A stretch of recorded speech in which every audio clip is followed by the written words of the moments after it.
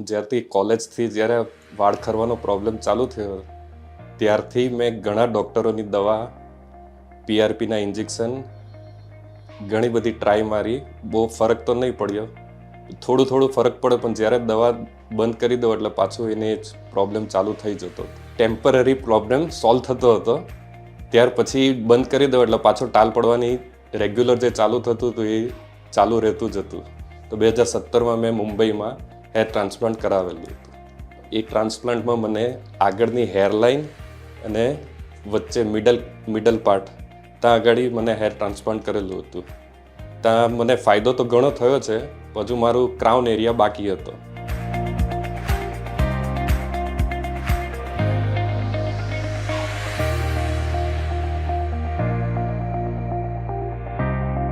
મારું નામ દિવ્યેશ સોની છે.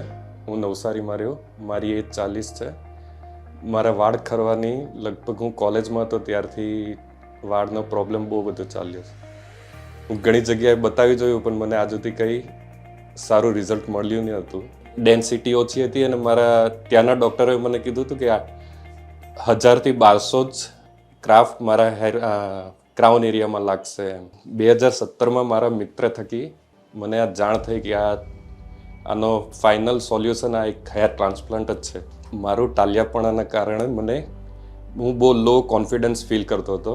બધી જગ્યા પર મને અંદર બધું ફેસને જોઈને બધું ખરાબ ફીલ થતું હતું. મેં મારા મિત્રનું જોયું, એનું રિઝલ્ટ બહુ સારું હતું, એટલે મને બી અંદરથી કોન્ફિડન્સ જાગ્યો. એટલે મેં વિચાર કર્યો કે આનું ફાઇનલ રિઝલ્ટ હેર ટ્રાન્સપ્લાન્ટ જ કરાવી દેવું. હેર ટ્રાન્સપ્લાન્ટથી મારા આગળના ભાગમાં તો બધું બરાબર થઈ ગયું હતું. અહીંયા હેર ફ્રી અને હેર ગ્રોમાં અમે મારા પાછળના ભાગનો ક્રાઉન એરિયાનું હેર ટ્રાન્સપ્લાન્ટ કરાવ્યું હતું. એમાં મારે અહીંયા બિયર્ડમાંથી અને પછાડીના ભાગમાંથી રૂટ કાઢીને કરાવ્યું. ઇન્ફ્લાન્ટર FUE પદ્ધતિથી 3000 ક્રાફ્ટમાં મારા ક્રાઉન એરિયામાં ટ્રાન્સપ્લાન્ટ કર્યા છે. એમાંથી 900 મારા બિયર્ડમાંથી લીધા છે અને 2100 મારા પાછળના ભાગમાંથી લીધા છે. રિઝલ્ટ તો તમે જોઈ શકો જ છે, એકદમ સારું આવ્યું છે. અત્યારે હું એકદમ સારી રીતે ફીલ કરું છું અને મારો કોન્ફિડન્સ લેવલ બી બહુ હાઈ થઈ ગયો છે.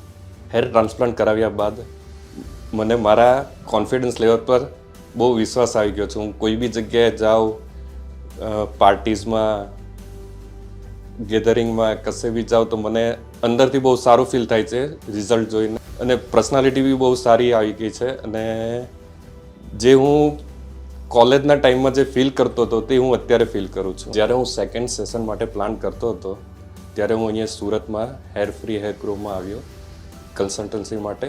અને ડૉક્ટરોએ મને પૂરેપૂરો જે મારા મનમાં જે સવાલ હતા તે બધાના સોલ્યુશન મને જણાવ્યા. કઈ રીતના સર્જરી થશે, કેવી રીતના ક્યાંથી કેટલા ક્રાફ્ટ નીકળશે બધું જણાવ્યું મને. અને બધા સ્ટાફનો, ડૉક્ટરોનો બધાનો સ્વભાવ ફ્રેન્ડલી હતો.